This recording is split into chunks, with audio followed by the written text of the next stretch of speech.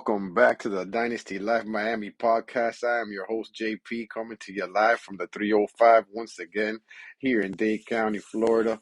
We're going to talk about some rookies, but first, let's get to the handles, guys. Find us on Twitter at Dynasty Life MIA. You can get me on my personal at Salazar305, SALAZAR 305 is the area code because you know I always represent. You know how it goes. That's how we do it out here. On any podcast streaming platform, just put Dynasty Life Miami podcast all together. You should find us, no problem. Hit us up on YouTube. I put up segments on the daily just to hook you guys up because I know people are busy. You might have a couple minutes throughout the day. I try to put them out every day and have them out by 7 in the morning, so you might be able to listen to them on the way to work, on the way back, or at work on your break. However, it might help you. I appreciate it. Please hit the sub button, hit the like button, leave a comment, hit me up on the DM on Twitter. Let me know how you feel about it, any situation. If you need any advice, I'll be glad to help. And so let's get going. Today, we're going to get into the QB rookie prospects. I'm not going to get into how everybody's been getting into the combine. Everybody talks about the combine. Everybody's been bumping up the players according to the combine, and I get it. I respect the combine, but I'm going to try to get into more red flags about some of these guys. I don't have Malik Willis as my number one quarterback in this draft class. That might be shocking to some people. I just don't, and I'm going to explain to you why. He is going to be the first quarterback I go into, and I'm not saying that he's a bad quarterback whatsoever, but before I did my research, I thought he had a bigger sample size than what I saw once I did the research. So I said, hey, I got to do a show about this. I haven't really heard anybody talk about this. So I'm going to talk about it. Maybe you can put it to your notes and you can have a better draft because of the stuff that I'm going to give you today. That's the whole point of this show. So you can keep the dynasty rolling, winning championships, stay relevant, stay young, and keep the dynasty rolling, baby. So let's get into Malik Willis. Okay. He definitely looked great in the pro day. He was hitting guys in stride from 50 yards out, 60 yards out. I heard in his pro day, he looked very, very, very good at the combine throwing slants compared to all the other quarterbacks that I saw. Like Matt Corral, Sam Howell, and all those other guys. But a lot of people think, based off all of this hype, that they might be getting the next, let's say, Lamar Jackson or Kyler Murray or something of that sort. Okay? Now, I want you to understand something like this. Like, he's nothing near that. And I'm going to go into detail right now. Okay? First off, he is a transfer from Auburn. That's your first red flag. He's a transfer. Sometimes that's not really a red flag. It's not always going to be a red flag. But in this case, it is a red flag. So, in Auburn, he ends up transferring to Liberty because he can't beat up Jarrett Stidham. He can't beat out Jarrett Stidham. I'm going to repeat it again. He can't beat out Jerry Stidham. That's why he transferred to Liberty. That's your first red flag right there. Now, when he transferred to Liberty, his first season, he goes and puts up some all right numbers. He goes up, he gets 265 attempts, 170 completions, 64.2% completion percentage, only 2,250 yards passing, 20 touchdowns, and six interceptions with a QB rate of 155.8. Now, that's not bad. It ain't the best either. But let's take a look at his rushing. His rushing, he went ahead and had 141 attempts for 944 yards and 14 touchdowns. Now, his rushing is on point. Those are the kind of stats you want to see if you think this guy's going to be anything near the guys that I was comparing him to. I'm not saying that this is comparison on Player Profiler or anything, but I'm just giving you an example because a lot of people think they're getting that type of player when they talk about Malik Willis, especially after all the pro day hype and everything that's going on around him. Mike, I don't know where he goes. With good coaching, he could very well be the best quarterback in this draft class. I'm not saying that, but from the sample size that I'm seeing, which is only 2 years in college, that's too small to make him the standalone number one quarterback in this draft class, in my opinion. That's all I'm saying. And I think you should look into these numbers, and I think you should put this into your notes and put into consideration of before you draft this guy. If you don't need a quarterback, I would definitely, and you had the 1-1 or the 1-2 or even the 1-3, I would definitely wouldn't be mad at you if you went with Brees Hall, Kenneth Walker, and maybe the number one receiver, because that's the hole you have to fill on your team. I would definitely do that. I wouldn't be mad if you did that at all, especially with this draft class at quarterback. It's anybody's guess who the best quarterback comes out to be down the years down the line with this draft class, or even if any of these guys shine. It's yet to be determined, folks. But from what I'm seeing here, pretty long shot. It's a pretty long shot. You want to get somebody to compare him to? Let's go ahead and compare him the junior year that Lamar Jackson had with Louisville, which he was in the ACC, which is a way better conference, way better conference. So let's look at his passing. His passing, his junior year, which was the last year he was there. Let's go to his sophomore year, because let's just compare his sophomore year to his junior year. All right. His sophomore year, he had 409 attempts, 230 completions, and he had a 56.2 completion percentage. He had over 3,500 yards passing, 30 touchdowns, and 9 interceptions. See, he had over 30 touchdowns. His completion percentage wasn't that good, which was a big question mark coming out of college, which is probably the reason why he fell so much in the draft. It was probably the last person picked in that year's draft in the first round. But you go to his sophomore year rushing. He has 260 attempts. He has over 1,500 yards rushing. He has 21 touchdowns.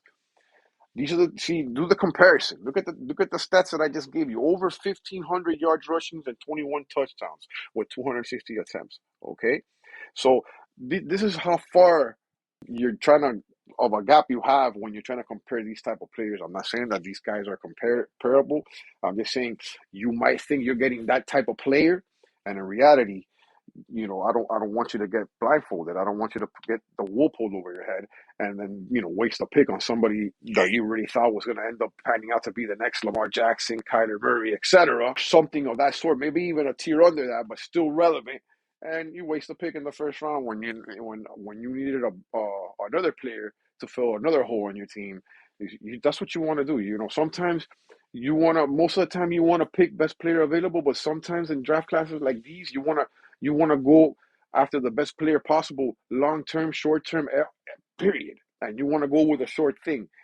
You don't know what you're getting with Malik Willis. The sample size isn't that big, in my opinion. His senior year, if you want to go into his senior year, we can go ahead and go into his senior year. He had 339 attempts, 207 completions. He had over 61.1% completion. He had 2,857 yards passing, 27 touchdowns, and 12 interceptions. He really didn't eclipse the 3,000-yard mark again. He obviously had a better percentage than Lamar because he was in the low 50s, and he's obviously past the 60s. But Lamar had a lot more touchdowns. He had a lot more throwing yards than this guy. It was just a better season altogether. So I just want you guys to understand where I'm coming from. I'm not throwing shade at Malik Willis, but I thought after all the praise and all the hype that I've been hearing about him, he would have better numbers than these and a bigger sample size. So guys, I wouldn't be mad if you picked another quarterback first before Willis because of this. Not only that, he went from the SEC, an independent conference, which is nowhere near the same competition, nothing.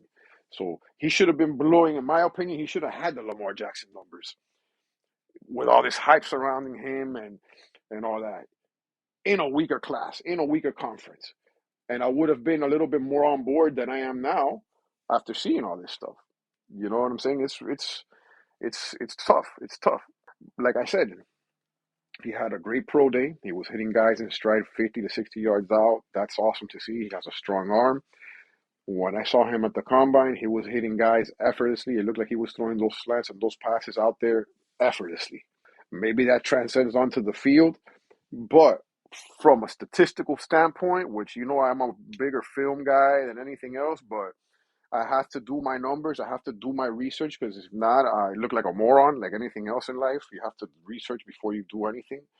But yeah, I wasn't planning on doing a show on quarterbacks because I thought it was whatever. But at this point, when I seen these numbers as opposed to the other quarterbacks that I'm gonna go into, I have to bring light to a couple things and all the stuff that I hear. I haven't been really hearing this stuff, but I think what knocks Malik Willis isn't his lack of athleticism; it's just his lack of sample size and that transfer.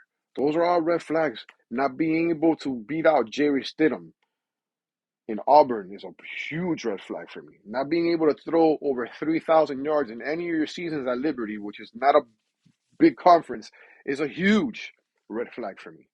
His running game is on point, but he's going to have to put it together both ways in the NFL for it to work. All right, folks, I don't want to keep dragging about Malik Willis. Let's go on to Kenny Pickett. That is our next contestant today. And he plays in the ACC. We're already stepping up conference-wise, competition-wise. He played 5 years at Pitt, okay? And let's go to his 2019 year. His 2019 year, he goes for 469 attempts, 289 completions, over 60% completion percentage at 61.6. He throws over 3,000 yards, only throws for 13 touchdowns and 9 interceptions. QB rating of 122.4. Okay, junior year, His senior year, which is 2020, I guess he had a fifth-year senior with Pickett. He went for 332, so he threw less with 203 completions. He had 2,408 yards, 13 touchdowns, and 9 interceptions in less games. So he kind of matched his output in less games. So we got to look at that as an improvement for Pickett. 2020 for me was like one big blur, but you got to take its good with its bad, and we got to we got to look at this. He had pretty much the same output. Obviously, had a better rating at the end at 129.6, but he had the same output. He had 13 touchdowns and 9 interceptions in 3 less games. Okay, so that's good. I gotta say that's an improvement. His senior year, he pretty much doubled what he did his junior and sophomore year. I mean, his junior and his first senior year. He pretty much killed everything. He had 497 attempts, 334 completions, over 4,000 yards at 4,319. He had 42 touchdowns and 7 interceptions, and his QB rating was 165.3. Wow. I like that.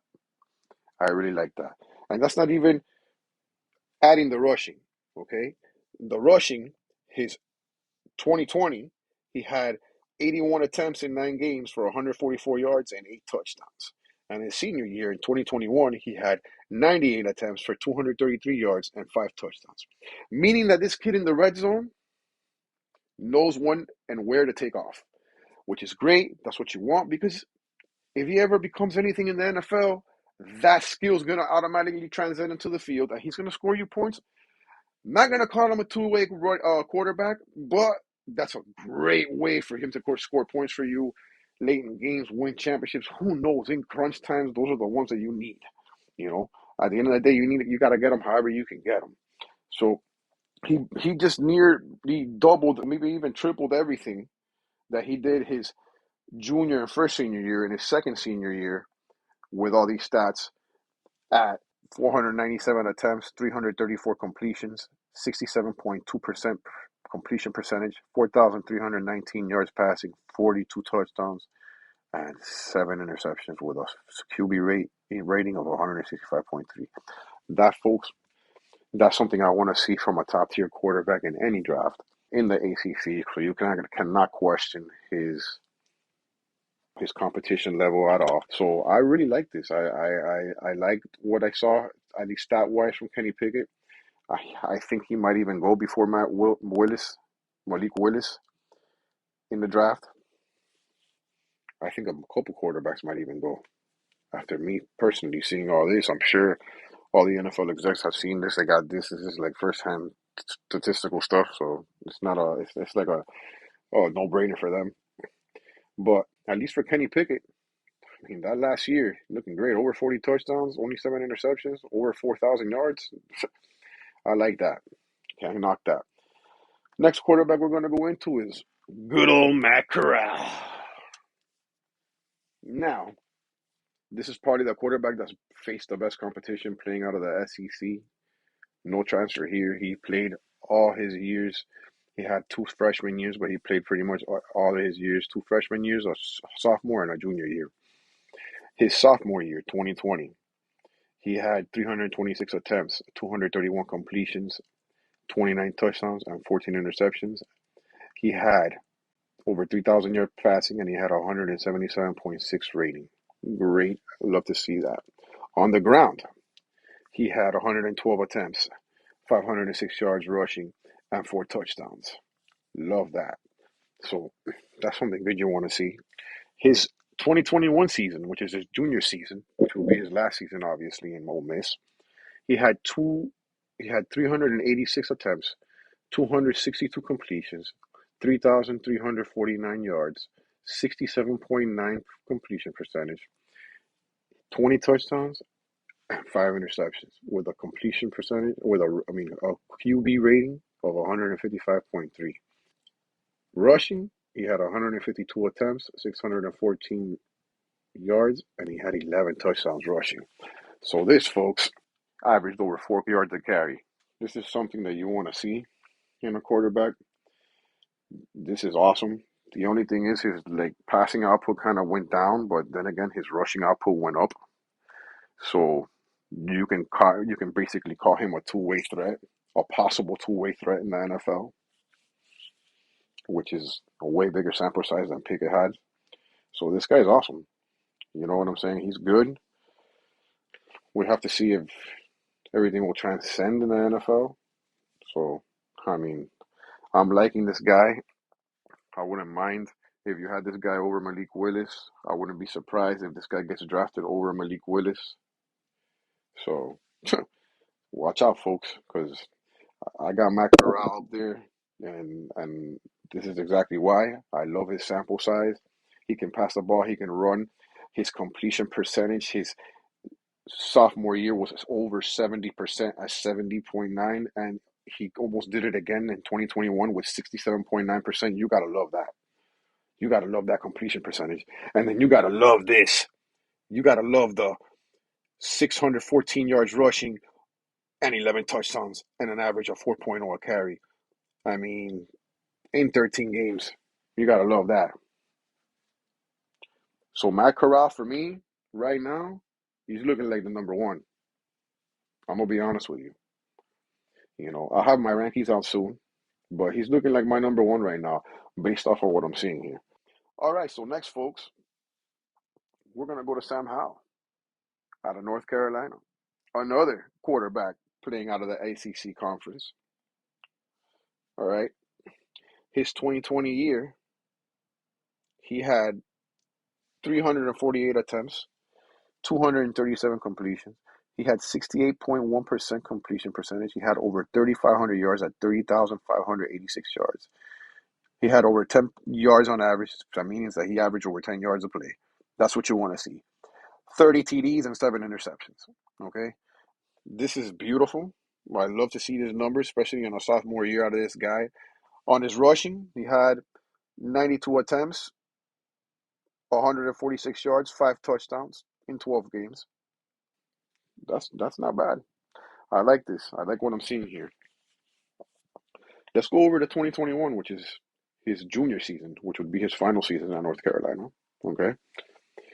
He had 347 attempts, 217 completions, over 3,000 yards.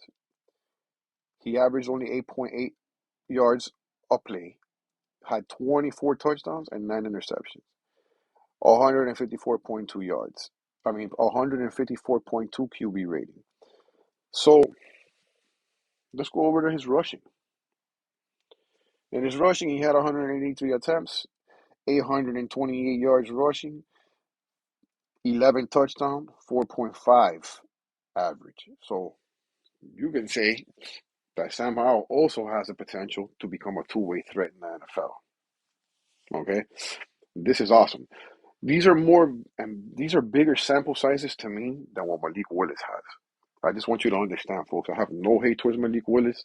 I'm just looking at the stats and I'm going off what I feel. I'm pretty sure that you guys might feel the same way. You might not. Please drop a comment, hit the like, hit the subscribe button.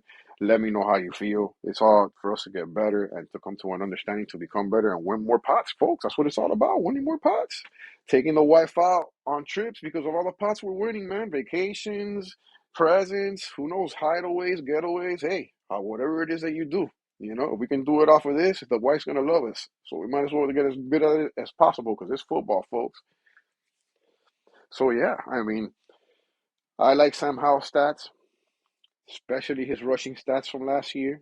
828 yards, 11 touchdowns, and averaging 4.5, almost 5 yards a carry. That's definitely something to be excited about. I like it. Also, better conference in the ACC. I mean, folks, we gotta do the research.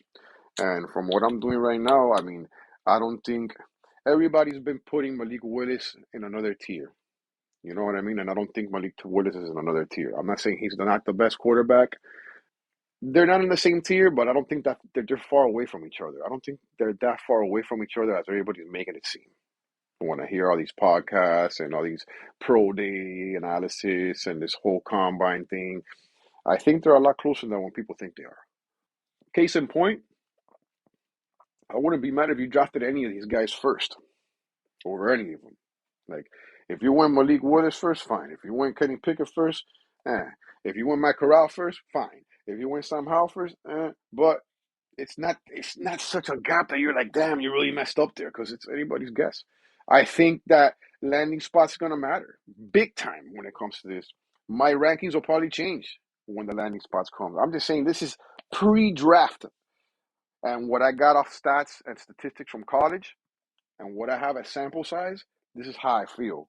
Like pre-draft, post-draft, I'm pretty sure things are gonna change. So now, let's go on to the next guy. So we got Desmond Ridder. This guy's been shooting up the draft boards.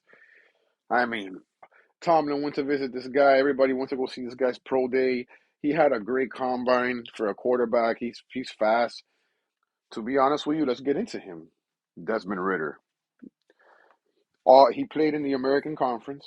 Let's go into his 2020 campaign. His 2020 campaign, he passed for 281 attempts, 186 completions, 66.2 completion percentage, 2,296 yards passing, an average of 8.2. He threw for 19 touchdowns and 6 interceptions. Now, I want you to understand something, folks. His freshman year, okay? His freshman year, he had 311 attempts, 194 completions, 62.4 percentage completion percentage, 2,445 yards passing, 20 touchdowns, and 5 interceptions. Meaning that he did better his freshman year, okay, than he did in his sophomore year and his junior year. That's a red flag. I'm going to say that right now. That's a red flag. His senior year, he had 387 attempts, 251 completions, 64.9 completion percentage, over 3,000 yards passing at 3,334 yards. Yards per average, 8.6. He had 30 touchdowns and 8 interceptions, and he had a QB rate of 158.7. So he superseded everything his senior year. Okay, so that looks good. So his freshman year and his senior year were pretty much his shining points in college. Nothing bad to say about that. We haven't even gotten to his rushing, so let's get into his rushing.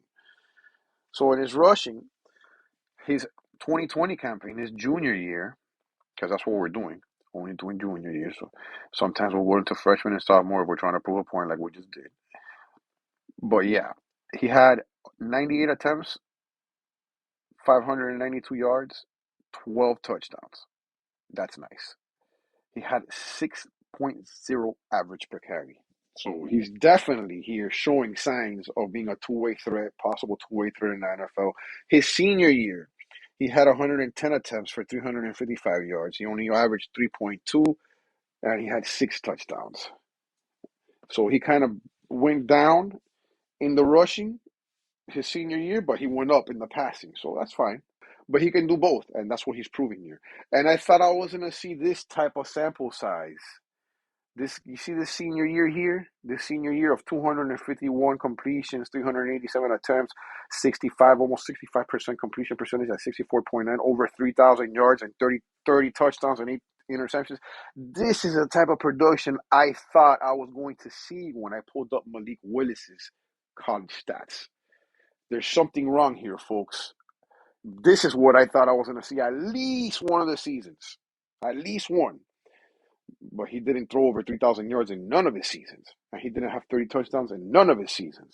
So this is what I was talking about, folks. This is the best example I can give you. I'm not trying to hate on any other players. This is all numbers. I'm more of a field guy, but the more I do this, the more I get into numbers, and the more you have to respect the numbers because it's there. You know what I'm saying? Sometimes the numbers are what, but in my opinion, I don't like numbers in some places, but this is when you want to prove points and you want to, make people understand where you're coming from, you have to pinpoint the numbers, and this is exactly what I'm talking about. This is what I was expecting to see from a Malik Willis in one of his, seasons at Liberty in a worse conference than everybody else to be standing alone as the number one quarterback in this draft class. I can't deal with that. I can't deal with that. I can't go with the lies. I don't do that. This is Dynasty Life MIA. We bring it to you raw. You know what I'm saying? That's how we do it. I hope this honestly helps you guys. You guys take whatever you get from this and you have a better draft because of it. And if you haven't done your research, please do it. If you think I'm full of crap and I'm bullshitting, please go look everything up. You'll see it firsthand. I'm getting everything from sportsreference.com. So if you want to look at it there and check it out and see exactly where I'm getting these stats from, that's where you can get them from. So you can see them. And let's move on to the next guy, folks, and the final guy, which is going to be Carson Strong. This guy's definitely not a two-way player. He's not a running threat at all, but boy, can he throw the freaking ball. He's in the Mid-Mountain West Conference, so he's not in the worst conference. He's not in the best conference, but let's see what he did with Nevada. His 2020 year, he threw for 355 attempts, 249 completions. He threw for 2,858 yards, 8.1 average per play, 27 touchdowns, 4 interceptions, QB rating of 160.6. Not bad.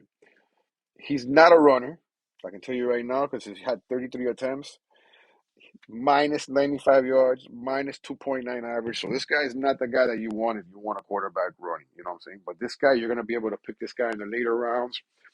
And who knows? With the proper coaching, maybe I can see him flourishing, but with no legs like that and those negative numbers, you got to have him at the bottom tier here, folks. I wouldn't be surprised if a guy that's ranked under Carson Strong does better than Carson Strong in the NFL because that's pretty bad. But passing wise, his last year was insane. He had 522 attempts, 366 completions. He had over 70% completion percentage in his 2020 year and 2021. Okay, both years he had the same percentage. Obviously, his junior year throwing for a lot more than he did his sophomore year. So let's get back to his senior year. He had 4,175 yards passing, and he ended up with 36 touchdowns and 8 interceptions with a rating of 157.0. I mean, you want to take a stab at this guy in the later rounds, you go ahead. He's definitely not the two-way player at all, but he has capabilities. He can pass the ball. If he can find a team that can protect him, maybe he can throw over 4,000 yards in the NFL. I highly doubt it, but he did it in college. What I like about this kid is that he can throw for yardage, but his completion percentage is super awesome. It's over 70% his last 2 years in college. And his second freshman year, he had 63%, okay, with 11 touchdowns and 7 interceptions. So he's been doing this for a while. I love seeing high completion percentages. He had 8.7 average his senior year, and his junior year and his sophomore year, he had an 8.1 average per play. So he's going to be available in the later rounds. I'm going to be honest with you.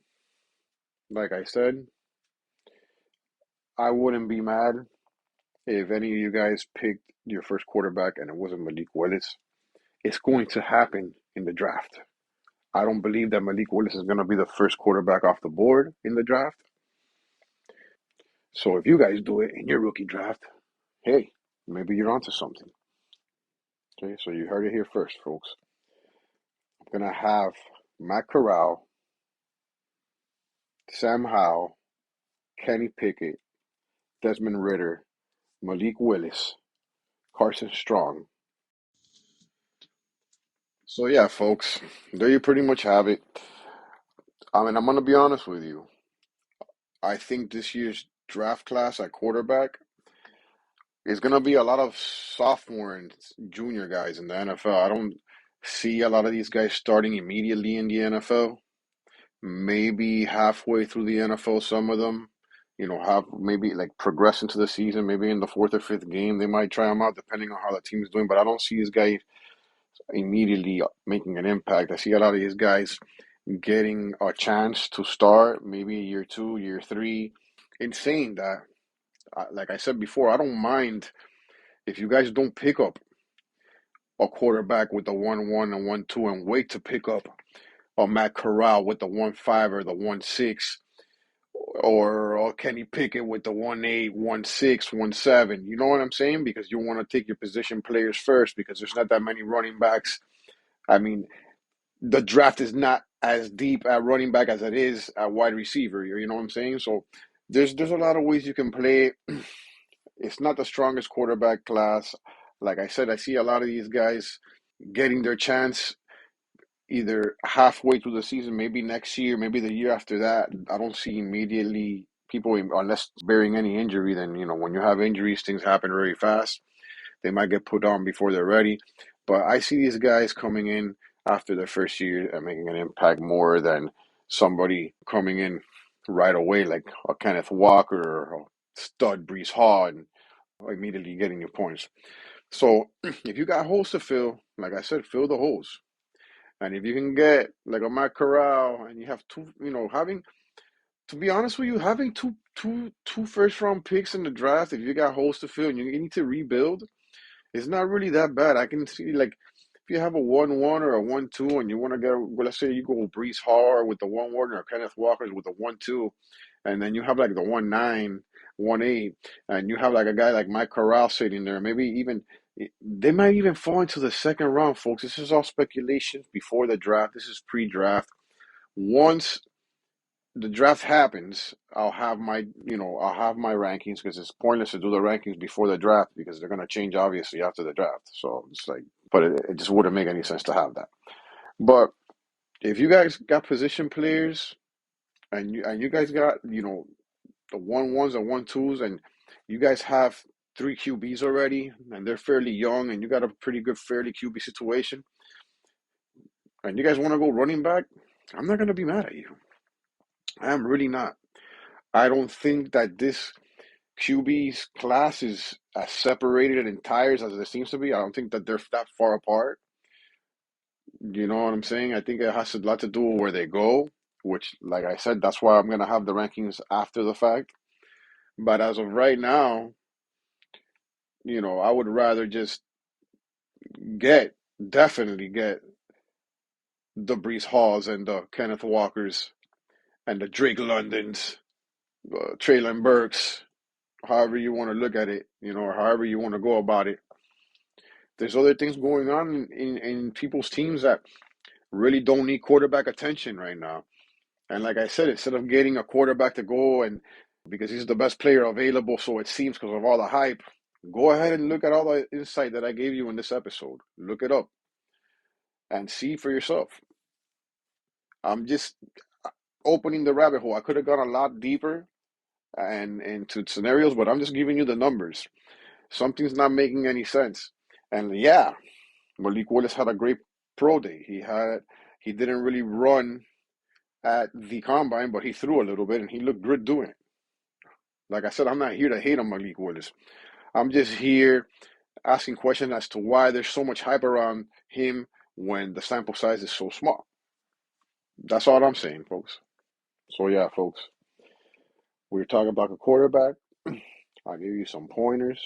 Hopefully, you guys some some good points in these pointers. Add them to your notes, and you guys can have a better draft because of it. I wouldn't be mad if you picked any of this, if you didn't pick Malik Willis at the 1-1 or the 1-2, when you picked a position player like Brees Hall or Kenneth Walker before Malik Willis, or even a Brees Hall, Kenneth Walker, Traylon Burks, or whatever wide receiver you may have at the top. In my opinion, like if you got gaps to fill them, especially in this draft class. This quarterback draft class isn't the best. I just think that, like I said, there's a lot of hype around Malik Willis, but for me, I see a lot of question marks around Malik Willis. So I'm probably going to be drafting a lot of Kenneth Walker with my 1-2 in all the leagues that I'm in that I have the 1-2. And I'm going to be loving the fact that if I have the 1-3 or the 1-4, I'm going to have a Kenneth Walker or a Traylon Burks or another wide receiver that I like in this draft fall to me because somebody's in love with Malik Willis. Now, I'm not saying I wouldn't pick Malik Willis and put him on my teams. I'm just saying I'm not picking Malik Willis at the 1-1, the 1-2, or the 1-3. I'm getting my position players. Maybe not the 1-3, considering that the wide receiver class here in this year's draft is super deep. I might not, but if I need a hole filled and it's not quarterback and I have 3 quarterbacks on my squad, I'm not going to go Willis. I'm not going to go Willis to try and trade him later to somebody that needs a quarterback. I'm not going to go with that mess, especially with this draft class. In other draft classes, I will tell you, yeah, you draft best player available and deal with the consequences later. You know, it all depends what your strategy is. But at the end of the day, with this QB draft class, I wouldn't worry about it too much. You know, I wouldn't worry about it at all. Stay tuned, folks. I'm going to be going in on the running backs. I'm going to be going in on the wide receivers. I'm going to be going in on the tight ends before the draft. I got plenty to cover. I'm going to have nice, spicy gems for you. Just to not be talking about the same thing everybody else is talking about because we want to give it to you raw and uncut the way it should be here in Dynasty Life MIA. Remember, make sure to subscribe, hit the like button on whatever podcast platform you use to listen to us, whether it's YouTube, whether it's Spotify, whether it's podcasts on your iPhone, whatever it is. Just hit like, drop a comment, let us know how you feel. I'm your host, JP. You can find us at Twitter at Dynasty Life MIA, just like Instagram, Dynasty Life MIA, and in podcast streaming platforms, Dynasty Life Miami Podcast altogether. Like I said, this is your host, JP, checking out. You guys have a good night. God bless.